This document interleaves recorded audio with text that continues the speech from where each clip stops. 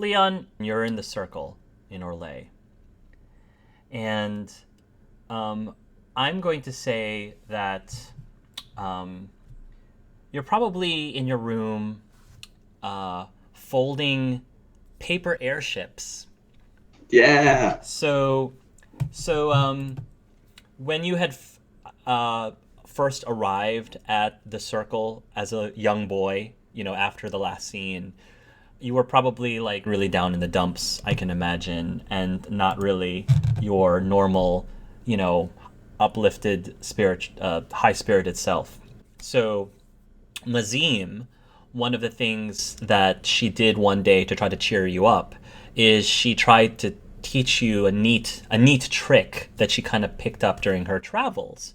And she actually like took out some parchment and showed you how to fold pieces of parchment into what she called paper airships. And that probably like put a smile to your face and probably like helped, I guess, you keep your mind off of things of like making all of these little paper airships. Maybe you like colored them or whatever. But it's something that you've gotten really good at doing over the years, like folding these little paper airships that you could just throw and they just fly around the room. I'm gonna say though that while you are, folding up uh, your paper airships, you just happen to have the cookbook out because maybe every now and then you might take it out just because it helps you remember your parents, you remember your family. I mean, you don't bring it out all that often, Yeah. but every once in a while you do, and you're just folding up your paper airplanes, and then you accidentally got a paper cut while you were folding one of the airplanes, and a few droplets of your blood like actually falls from your finger and lands on the book.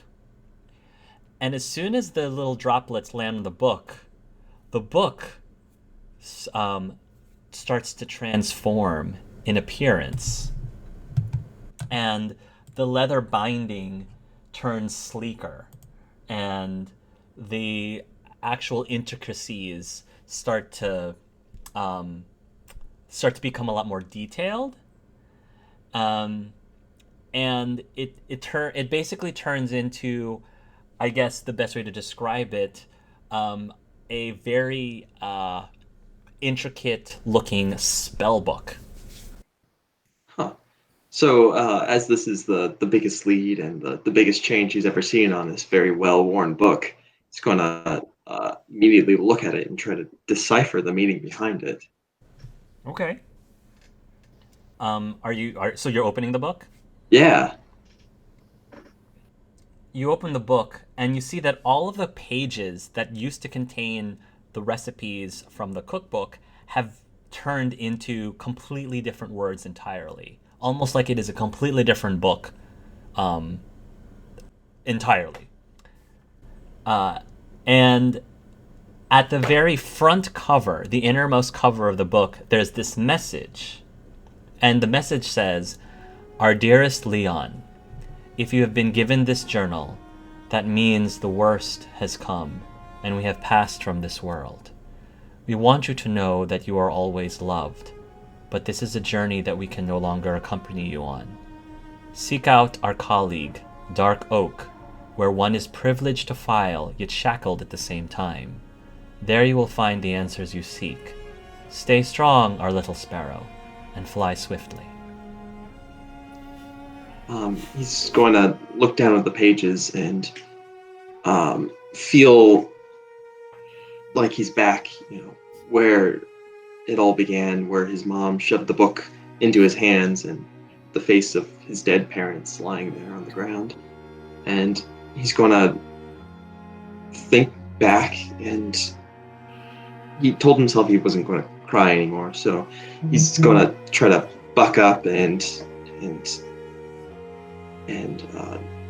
look at this new puzzle that he's been given, trying not to think about what his parents had done, and sort of page through the book afterwards.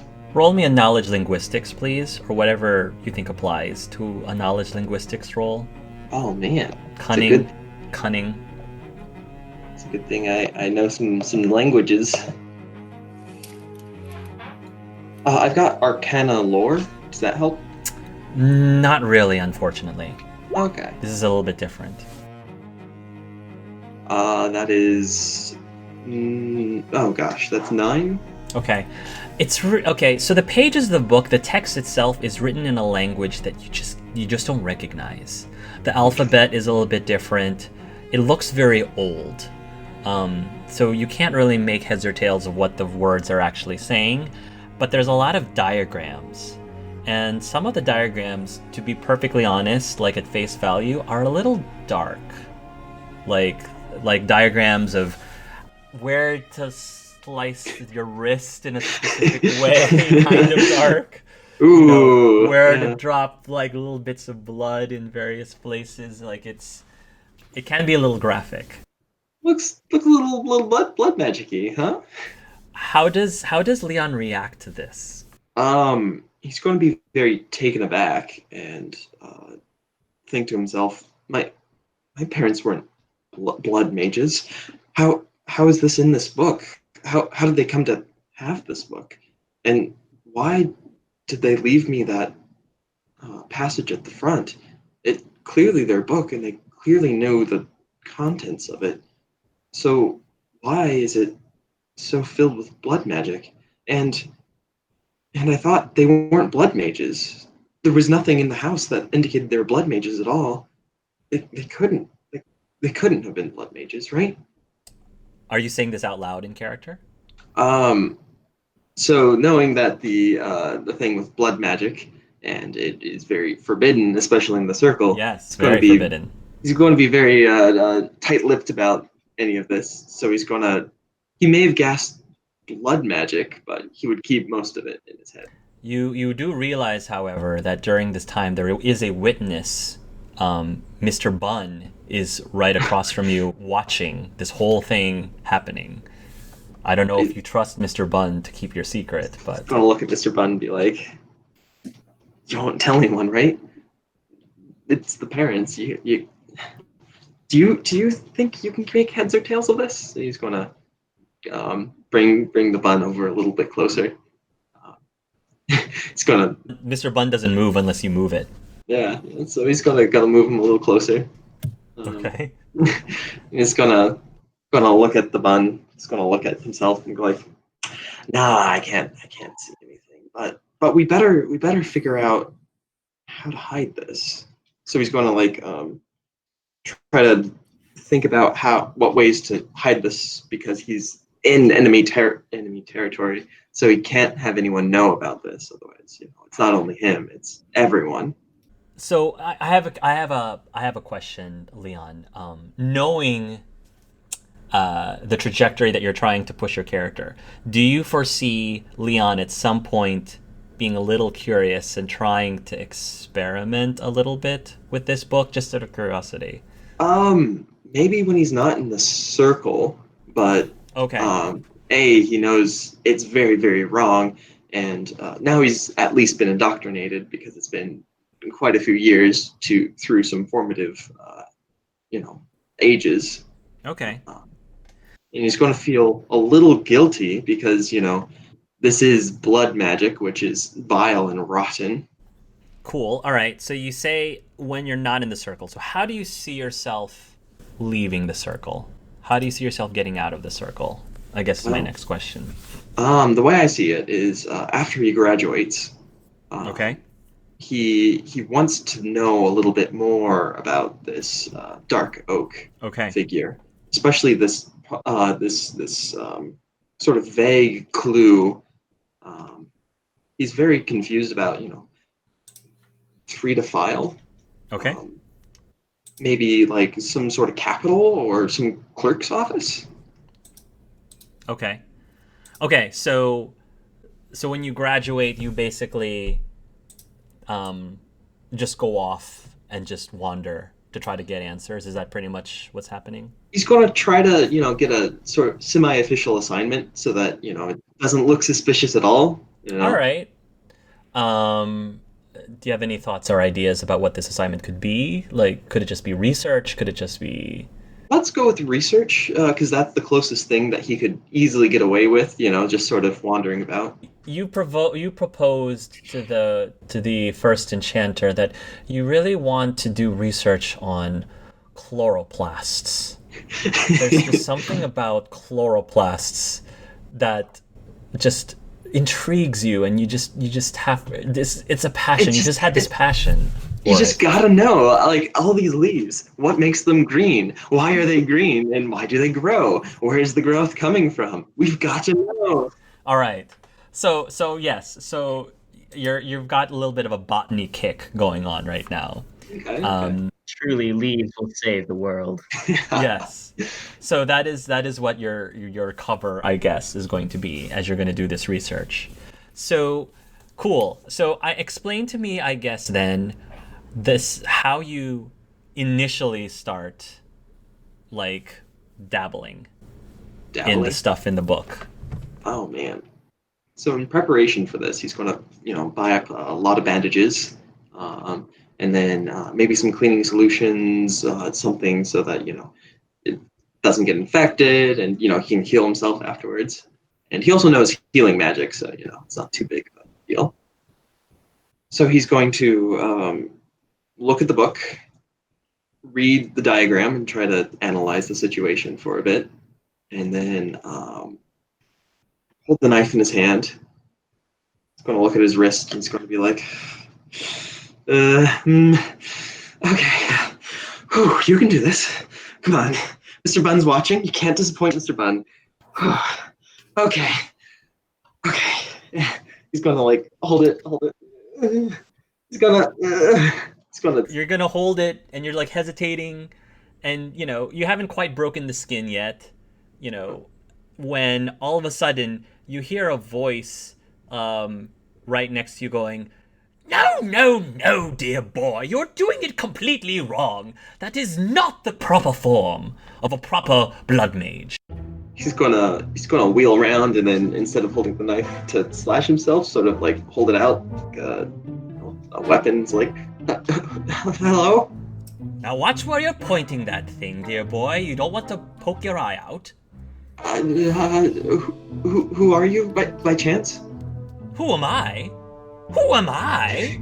My name is Palomius Yoriscotin Use.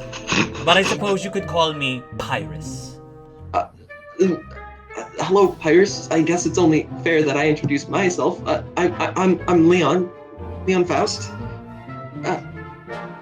Does he see him or them? You don't see anyone, but then you finally look downwards and you realize that the voice is actually coming from the book itself.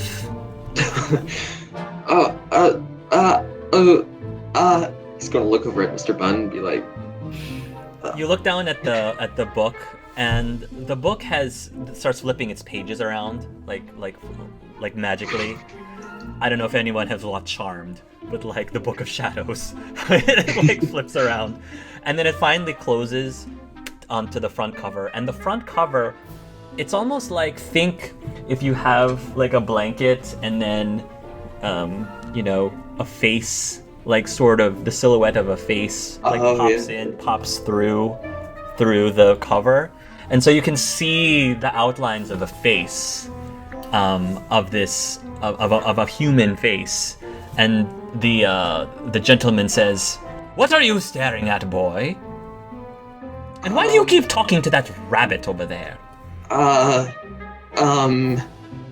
Is it so crazy to be talking to a rabbit when there's a talking book? Well, the rabbit hasn't actually responded back to you. Or is it a telepathic rabbit? Telepathic rabbit. Yeah. Yeah. Yes. How curious. Pyrus, my dear man, I have never heard of such a thing. Fascinating, the things that you pick up on these days. Is that something that I guess you mages have managed to pick up as of late? Telepathy? Yeah. Yes. But enough about the rabbit. A talking book? That's you were a cookbook? Are you not a cookbook? Are you a very confused. Yes, I am a cookbook. I actually am very proud of my herring pie recipe, actually. Oh, yes, yes. I haven't tried that one yet, but it's very good. Have you actually tried it? Uh, no. Unfortunately, there's not a lot of herring left. Oh, that's too bad. It's very good for you. High in protein, full of omega something, I think, along those lines. I guess we'll have to try it on our way. But as I was saying, when you were just there trying to cast your magic, you were holding the blade improperly. That is not how any respectful blood mage would cast such a spell. You need to have it with more elegance. Someone of your stature, of your bloodline, I would say, would do well to learn the proper form.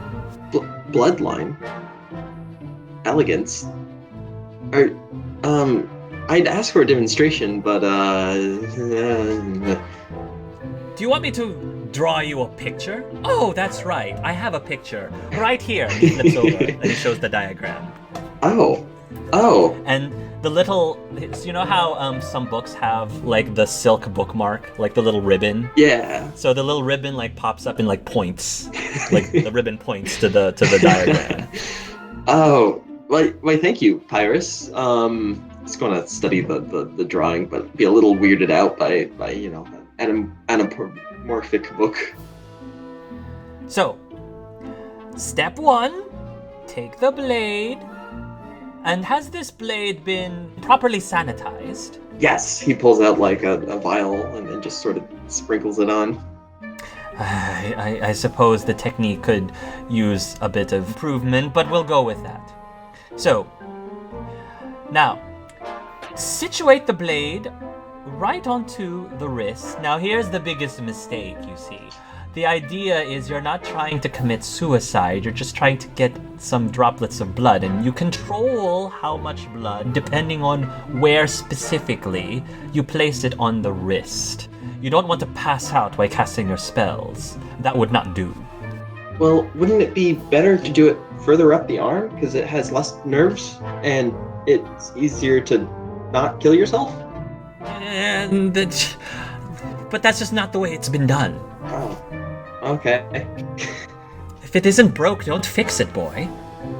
Okay. I guess I'm not the talking book of this area. Of course, I know what I'm talking about. I am the teacher, you the student.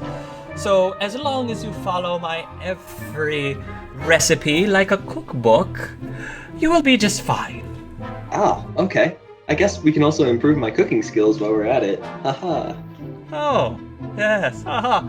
A funny one you are. I guess you're almost as funny as your father. I can see where he gets it from. My father? Did you know my parents? Of course I knew your parents. Where do you think I came from, dear boy? Think, boy, think. What did you say your name was, by the way? Faust. Leon Faust. Leon. Do I remember them mentioning a Leon? I think they might have mentioned your name at once or twice. How old are you now, Leon? 18. 18. Okay, so you're not fully cooked yet, but that's all right. Ha, cooked. Ha. Ha. Now you're keeping up with things. I might have picked up a thing or two from your father. Your mother, however, was a lot more determined, a lot more serious. She seemed to pick up on these things a lot quicker. Well, did she make you? No, they did not make me. Don't insult me by saying that I was made within the last century. I've been around for much longer than that, my dear boy. Then why did they write on you? Because they added to the book. Over centuries, every single person has contributed this book, and if you become a promising mage, in the process, you might actually be able to add to this as well. Oh boy. Your own secret recipes, so to speak. More herring pie? More herring pie. What are you looking at? He says as he shifts over to the rabbit. And the rabbit's just like staring at him. I don't like that look. I don't like the way that rabbit is looking at me. I think it might try to eat one of my pages. You do look very tasty, it says. You think you're so tough because you can hear my thoughts. Well, Mr. What's his name? Mr. Bun? You look here, Mr. Bun. I've got my eyes on you. Don't think for a moment that I'm going to drop my guard. No. We shall see who between the two of us will be victorious. The bunny sort of like flops over because he's just slightly unstable, so he just flops over. Ha! Ha ha ha ha ha! I have slain thee! Ha ha ha ha! I, Pyrus, have defeated and come on top. Mr. Bun said he's going to take a nap because he's a little over all the crazy talk. How dare he? You listen here, Mr. Bun. I don't know who you are or why you have a problem with me. We've only met for the last half an hour, but I swear to you, you are my biggest rival, and I will conquer you if it is the last thing that I do. Okay, Do you hear what I'm saying? Don't ignore me. let's separate you two for the moment. You can think of revenge plots later, but don't forget he's a telepathic rabbit. Yes, that's right. I have to be more clever if I can outsmart a telepathic rabbit. You are so right. Well, you've won this round, Mr. Bun, but you haven't won the war. he Episode laughs 1. evilly. Episode 1, Pyrus versus Mr. Bun. Winner, Mr. Bun. That is the title. That's the title. And thus it begins. No, it's Talking Book versus Telepathic Rabbit. First in round 1. Round 1 has been won. Now it's round 2. When does it come up? Find out next time. Well, Leon, Yes. get on with it. Your first cut. This is always the most exciting thing. The very first time. Your first slit. Okay, so like this, and then just pull? Yes, carefully. Yeah. Roll me a blood magic roll. Ooh, okay. So it's just regular magic, or? Right now, since you don't have... Yeah, it's magic with the blood magic focus, and you don't have that. Right, you don't have a blood magic focus. Let's see how you do. Okay, yeah. so that would be a 11? 13. Oh, 13? 13? Okay. So you make a slit and a few droplets come out, and no, you're fine. And I'm going to say that from those from the magic, well, we're gonna say that some of the paper airships you had just folded, like right next to you, actually start to float up in the air, slightly float up in the air. Is that supposed to happen? How does blood magic work? I know that magic you pull from the Fade, but I didn't feel anything. My dear from boy. the Fade. My dear boy, the wind picked up. You didn't do that. The wind picked up. Aww. But I thought I was a real blood mage. You think it's going to be that easy to become a blood mage? You just slit your wrists and all of a sudden you start manipulating objects about? That's not how this works. It takes time, it takes dedication, blood, literally, and sweat for you to become a blood mage. But this is a good start. You managed to slit yourself without passing out. That was your success. So good job. I guess. Thank you. I guess I gotta bandage this up, or do I use? So it's just sort of dripping. Do I do something? Bandage yourself up or heal yourself up. Either way works. He's gonna cast heal. Go ahead. Watch a critical mishap. Oh no. Oh god. He fails target number 10. Yeah. Spray and pray. Okay. All right. Yeah, I think you will succeed. Yeah, you definitely. And you will be able to heal up your wound and says, "Impressive! Healing magic! Huh. Yeah, I Very useful. seem to have a knack for that. That and plants. Well then. Well, my pupil, I think this is the beginning of a beautiful teacher-student relationship. Yay. Do I call you like Master Pyrus? Mr. Bookface? Don't call me Mr. Bookface. Pyrus? Just fine? Pyrus is fine. Okay. Do you have a way to like disguise yourself? Because I can't really, be walking around with a book that talks and contains blood magic now, can I? What exactly did you have in mind? I don't know. Cookbook? Are you going to suddenly start studying me with glitter or something? I don't really like glitter. It just gets, everywhere, and then you can never get rid of it. It just stays with you forever.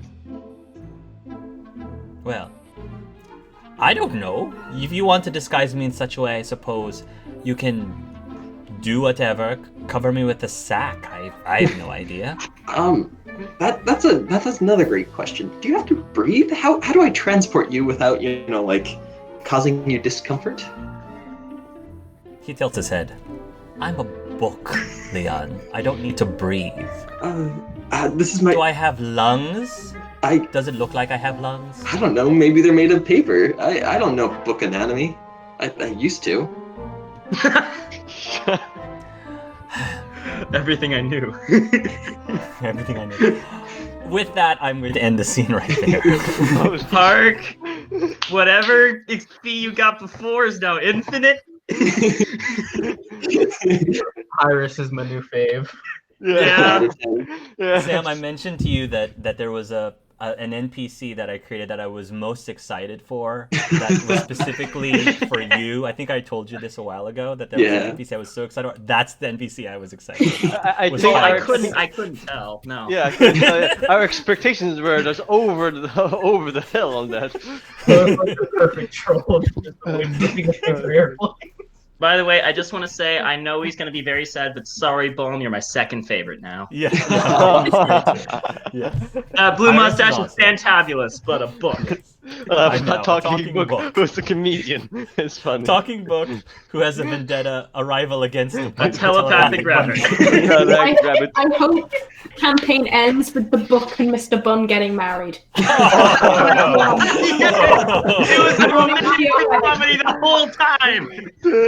Hashtag pie bun.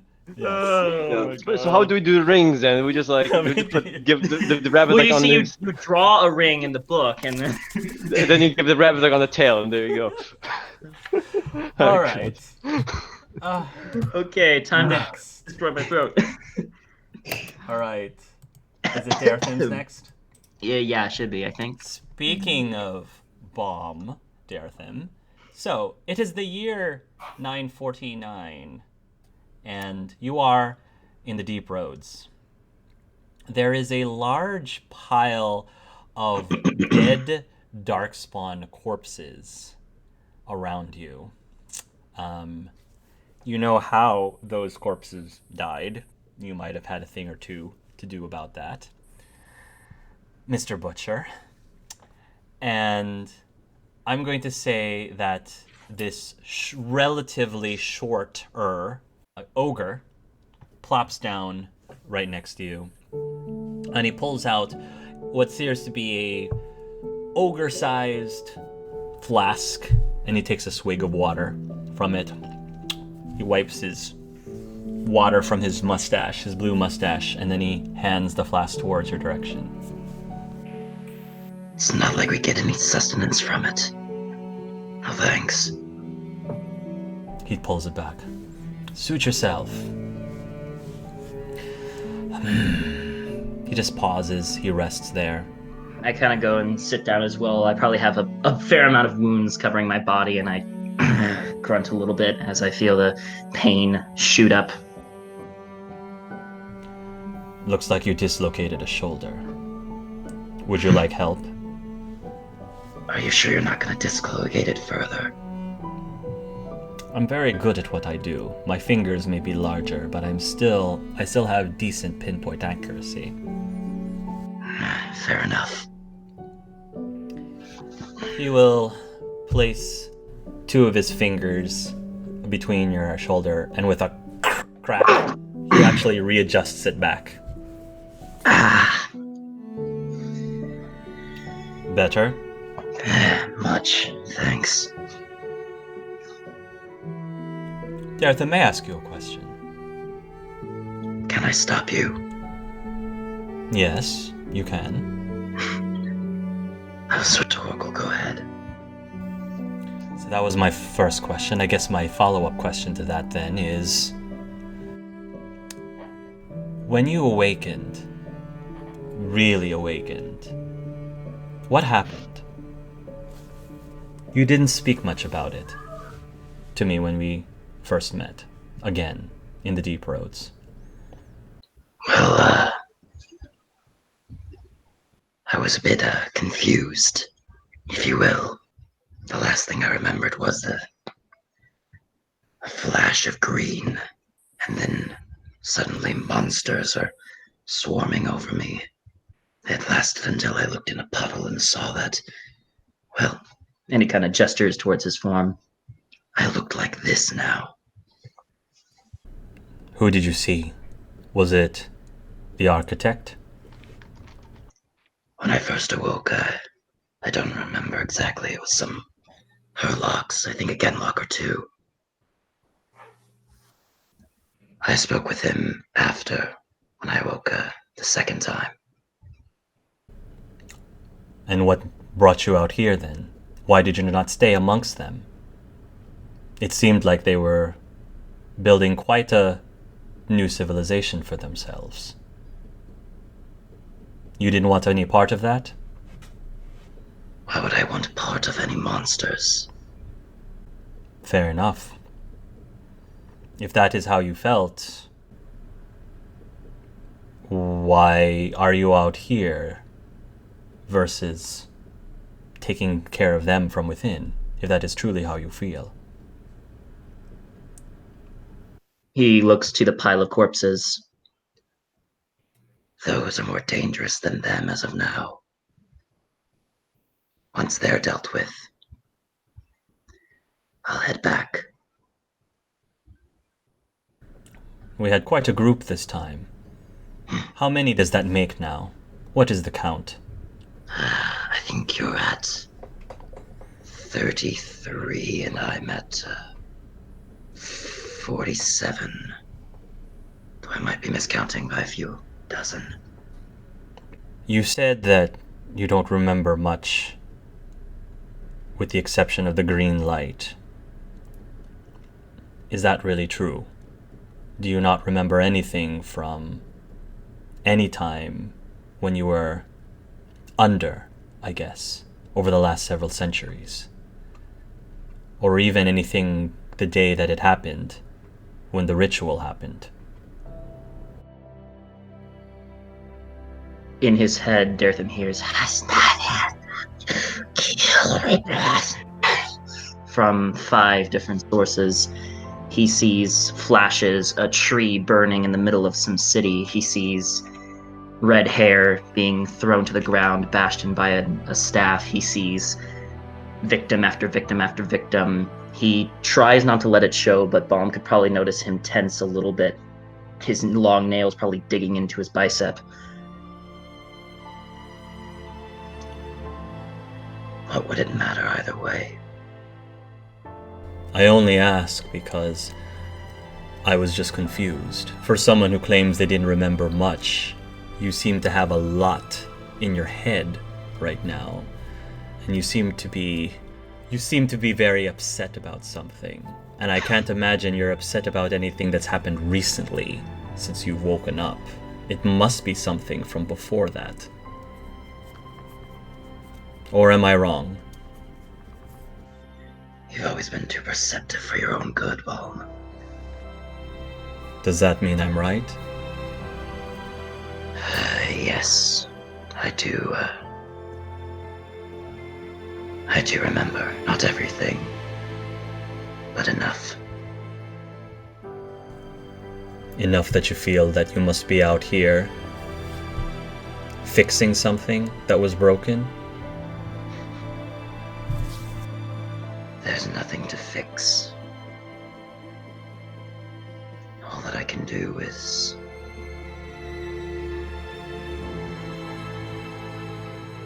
exact vengeance. I see. Well.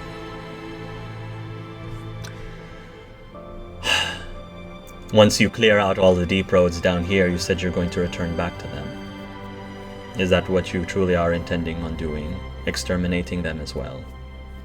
You do realize that they're allied with the dwarves right now. I think that you may find that will not be an easy task. Is it an easy task to kill 3 archdemons? I think I picked the harder one first. Have you had any thoughts about stepping away? Leaving? Maybe even to the surface? What do I do? Look at me. You would have a much easier time than I would. I would stick out like a sore thumb. You, however, can at least semi-pass for a normal surface dweller.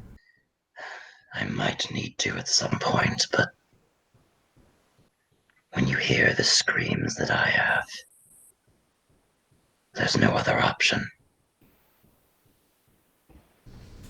I just feel that if all of the beings that you end up meeting on your day-to-day become corpses and bodies afterwards, I just don't think that will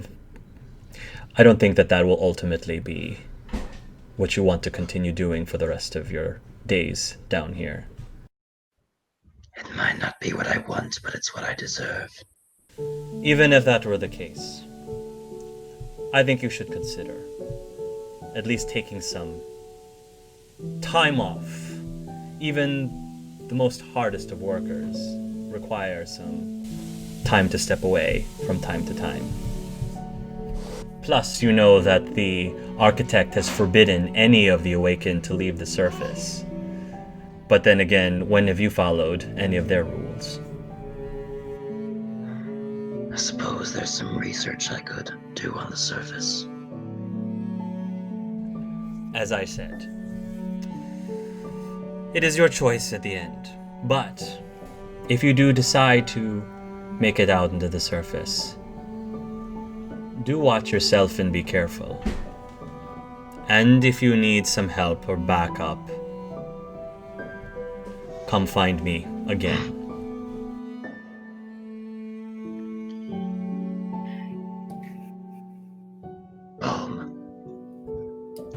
Yes.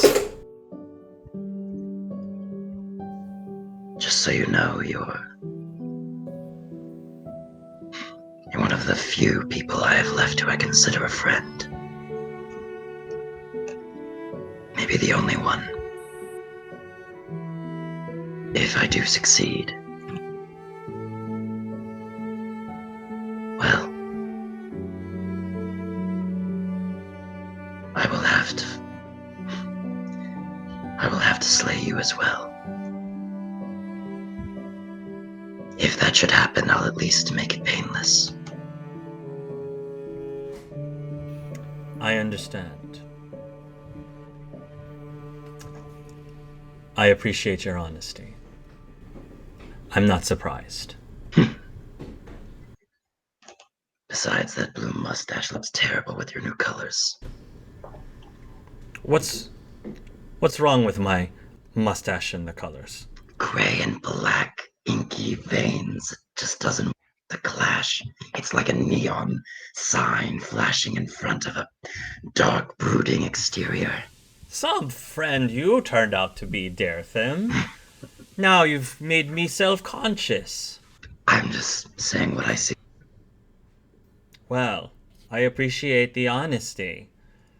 But maybe you could have lied about that last one to me. Very well, I'll make sure to lie a little more. That's the spirit.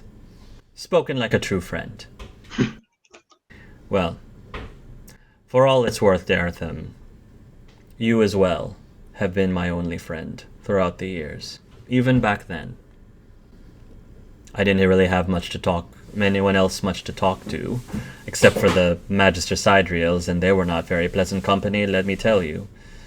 So, I guess if I had not met you, I would have probably gone mad, talking to some inanimate object, or a stuffed animal rabbit or something. That's when you know your mind has truly lost it. Yes. Talking to stuffed animals would be... Only crazy people do that. Did you even have a stuffed animal? No, I never had a stuffed animal.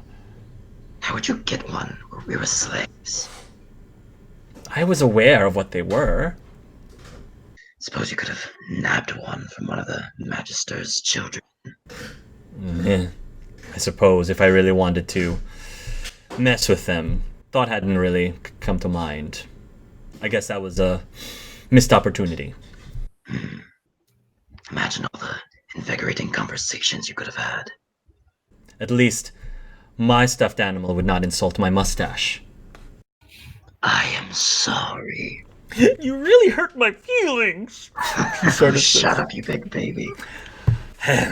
He shakes it off. Yes, you caught me. You caught me. You know, maybe it's time for a new color. You could go with an old wizened look like a gray. I'll tell you what. While you're in the surface, you go and find some other mustache that you think would be more flattering for me. Some other style, and I'll see what I can do. I will. I'll keep notes. Good. Because when you come back and kill me, I want to look my best. I'm sure you'll be fabulous on your deathbed. I better be. I'm holding you to that. I will not let you down, my friend. He'll smile and he'll give you a pat on the back lightly on your shoulder because he just undislocated it. There's still a little... And with that, we'll end the scene there. Ouch, the burn. Oh no! I'll have you know that Mr. Bun is a very nice bunny. He's a stuffed animal. Rousseau, Yes. you're gonna wake up one morning, and you're gonna wake up and you feel an itchiness on your arm, and you can't really. I don't know if you necessarily give it much thought, but I don't know, there's like an area in your left arm that feels a little itchy for some reason. You can't really point your finger at why. I have no visible rash or anything like that. Not really. Okay. Not really. Guess I'm gonna try to ignore it and finish getting up. All right. You're going to get through your day. You're going to go to the office, and you're going to find out that a trial has been scheduled at a later date for, defending, or excuse me, against Guinness with your client.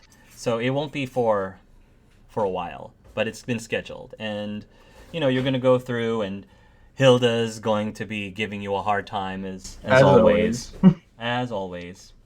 And you come home later that night, and Balin, he's basically going to come up to you, and he's gonna hold up his arms to try to be picked up. I'm gonna set my papers to the side and pick them up and set them on my lap. What do you want, kiddo? Daddy's been a little busy. Dad, what are we eating for dinner tonight? I was thinking that we could have a nice roast. I haven't been able to get to the market the past couple days. Okay. How are things at work, Daddy? Oh, just busy as can be, son. I've been having the best time ever. how have things in school been going for you, son? As an obvious deflection of that. School's okay. Been getting along with everyone? I know you were telling me about that one bigger kid that was giving you some trouble. Yeah. It's okay. It's fine. Daddy? I have a question. For you, anything, Balin. What was Mommy like? Very noticeable pause in that.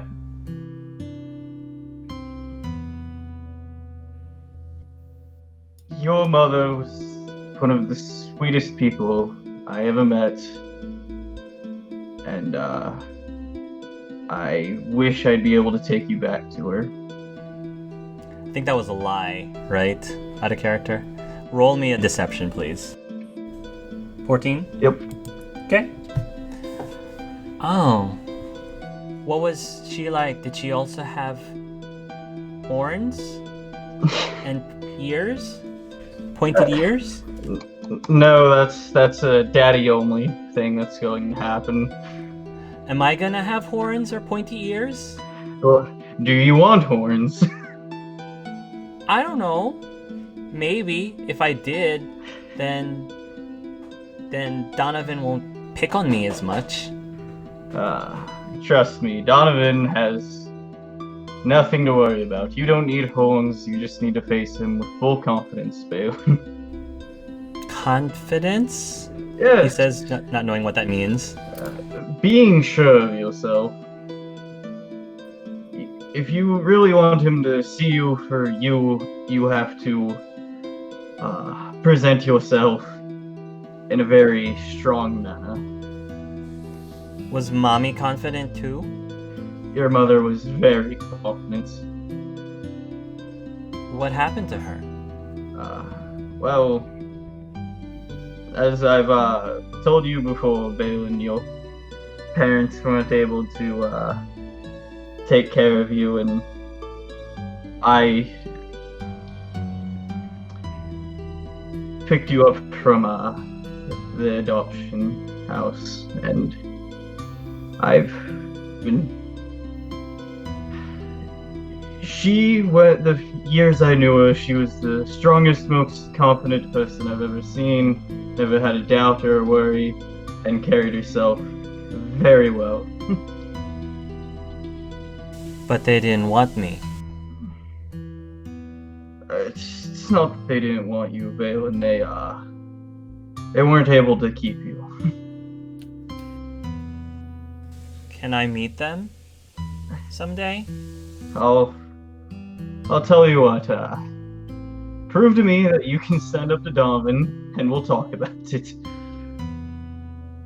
What should I do the next time he picks on me then? Better describe to me what he's been doing over the last couple days. He's just been poking me. And I tell him to stop, but he keeps poking me anyway. You know, when I was a boy closer to your age, I had a very hard time speaking up. And I think, if you give him more of a definite look and very, poignantly say to him that you don't want him to stop, you're tired of it, and he keeps doing it, then you poke him back. But don't start a fight. You just need to know that you two are on even playing fields. He has no better right to hit you than he does anyone else. Ever since that he said that Donovan was poking at him, his eyes was looking on the ground. He wasn't really meeting your eyes that whole time, and you're talking to him and he's still looking at the ground. And then he finally looks up at you and he says, looking straight into your eye, he says, "Daddy, I lied to you. That's not what Donovan's been doing. He hasn't been poking me." What has he been doing? He's been talking about you. He's been saying that your horns are demonic. He's been saying that your ears are knifey. And I told him to stop. And he called you ugly. And then I pushed him. And then he pushed me back. I'm gonna basically turn with full gaze at Valen. And, son, you need to know that, I come from two things that aren't very well understood, and I'm more than capable of defending myself. If he wants to talk to you about it, I'd say ask him. If he doesn't stop, leave him be, and only pick a fight if he leaves you absolutely no choice. Now,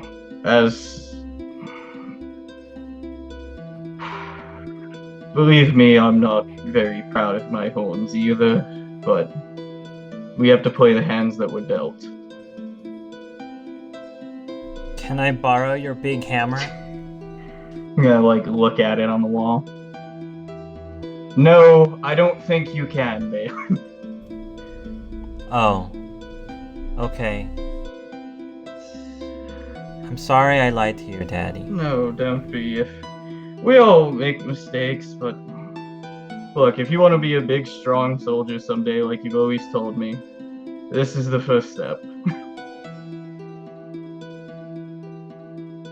Now, let me go make you that roast, then, I imagine they'd have, some father-son bonding time they try to do every couple nights, where, he shows them, how to draw, from session 1, where he'd have his little sketchbook and they'd draw for one another. Okay. We'll end that scene there. Alright.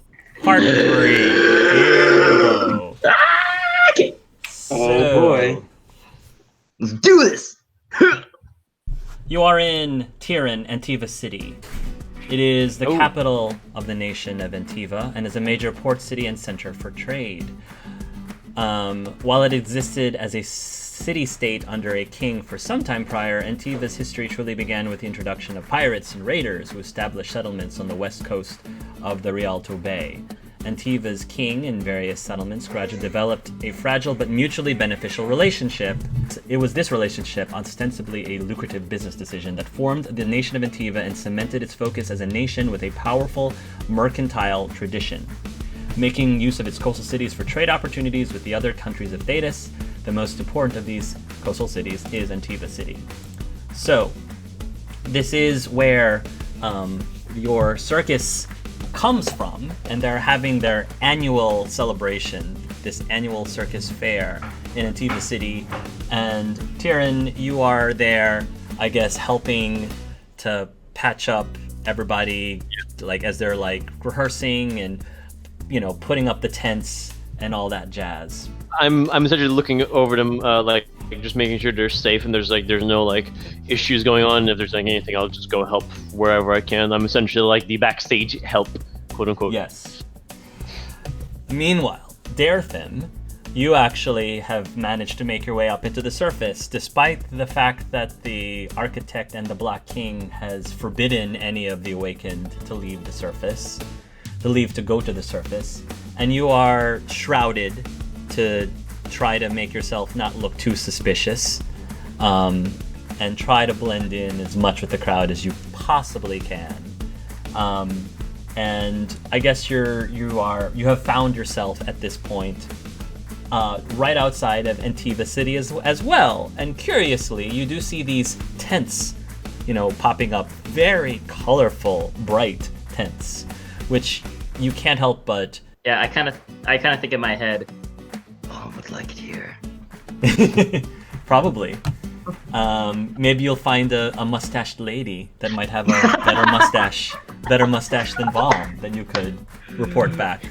Maybe. And then, meanwhile, Pasha, the airship that you are going with Nathan, that Nathan is taking you, has landed in Antiva in order to essentially like refuel, like restock whatever it needs to do. And Nathan notices that there's a lot of fuss going on about, and he points out a flyer. Oh, it looks like the circus is in town, he says. Pasha frowns because I don't think she would have ever heard the word circus. Mm-hmm. But I think from the flyer she can be like, with the people who throw the things and we don't have circuses. Really? In Sahel. No. You said it yourself. Kunari are rather stoic. What do you do for entertainment? Nathan asks. Well, when a Kunoran Vel is announced, then we have people perform and get drunk and there is revelry, but then sometimes there are executions afterwards because people took the revelry too far, but it happens. Oh, Prince Nathan swallows hard. I see. Well, let's hope that let's hope that is unnecessary here then. I imagine so. I don't think. Let us hope that Antiva City doesn't have the same rules as Parvolin. While you are wandering around the surface, you feel like a weird, almost like a static shock, static shock kind of feeling on your back part. Like somebody almost touched you in the back. It caused static shock, and I don't know if you react in any other way other than well, that was kind of weird. She'd probably I think she'd probably jump forwards in a kind of but upon looking behind her and assuming there's no one close enough to have done something, she'd just kind of strange. Yeah. Meanwhile, Tommy, so it is the weekend, and Balin has been telling you for the longest time, for the last month, that the circus is coming to Antiva City, and he has been begging you, pleading you, please daddy, please can we go see the circus. He's never seen a circus before, he's never been to a circus before, and he thought, well, maybe it'd be nice to take your mind off of this case that isn't again coming up for a while. The date's not for a while, so you're like, oh, okay, I guess we can take a family trip to Antiva City and check out this circus. Leon, you also happen to be in town in Antiva City, I guess because you're trying to get a lead on the latest chloroplast journals. Clearly that Antiva has. I mean, they grow great, wonderful grapes. Oh, yeah. Yeah, you gotta start somewhere. So maybe there's some botany stuff thing Okay.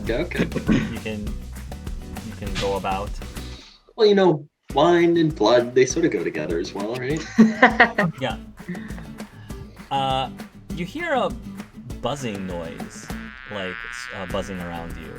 However, almost like a fly of some sort. I expect this isn't too out of the ordinary, as we are in a larger city. Yeah. He's gonna look around a little bit just to make sure that there's no large flies landing on him.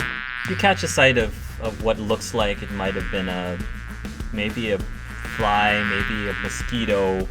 You're not really sure. And then you can feel a little bit of a prick on the back of your neck. And I would say instinctively you just go like that.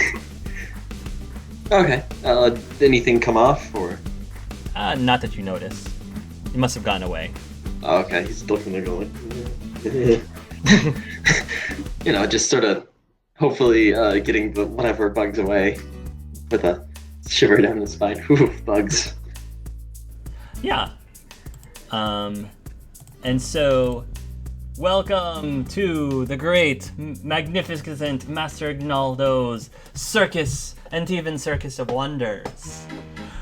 Right in the center, you will find the big top, which is where the main attraction is happening. And Master Ignaldo is right in front, greeting guests and trying to tell everyone, don't miss the big show later tonight, later this evening, blah, blah, blah. Prepare to be amazed, ooh, ah. We have a bunch of games up here, up at the top, where people can, use tests of skill to earn prizes and maybe get stuffed animals. I think Pyrus is gonna call from your back and say, ha ha ha ha, what is this? Do I sense the sound of Mr. Bun shaking at the knees, wondering if he's about to be replaced by one of these far superior stuffed animals? I don't know about that. I mean, Mr. Bun's like a telepathic rabbit. You can't get much better than that.